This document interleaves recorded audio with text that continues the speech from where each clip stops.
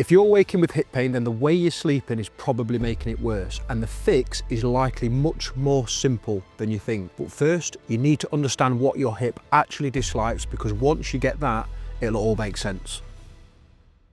So the hip has three positions that it doesn't particularly like if it's already sore, and most people with hip pain are sleeping straight into all three of them without realizing it. So in simple terms, a painful hip struggles with three things. The first is hip adduction.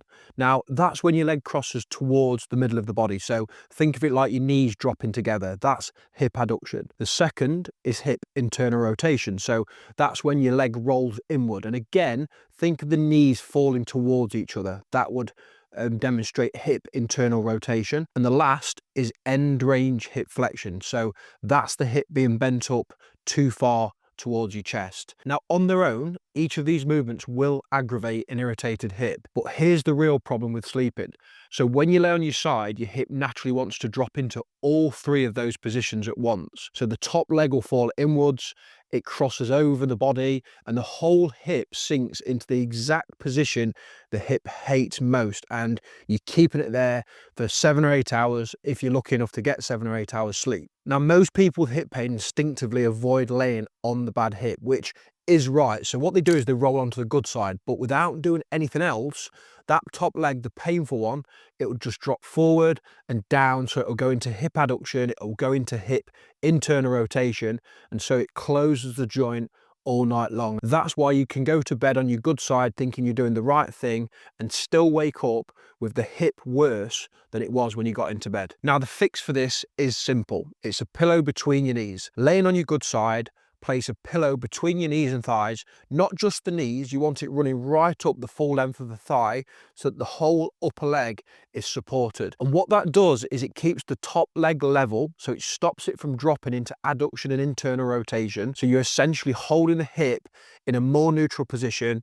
It's a more comfortable position rather than letting it sink into those positions that we know it's not going to like. Now the difference that makes is significant and often instant on the first night. Now here's a couple of things to get right.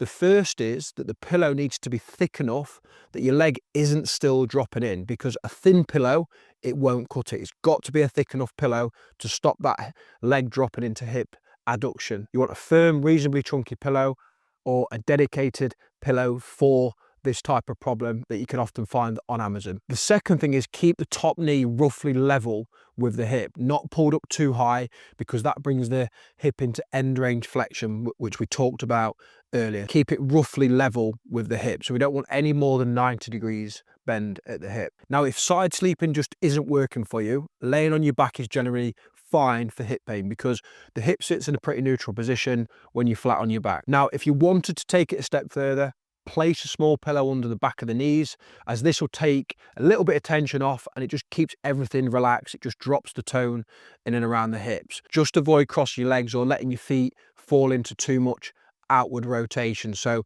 that would look like the feet rolling out too far for long periods of time. So if you're waking up with hip pain, the first thing to check is your sleeping position. If you're on your good side, you want a pillow between the knees running full length of the thigh, top knee level or no higher than the hip.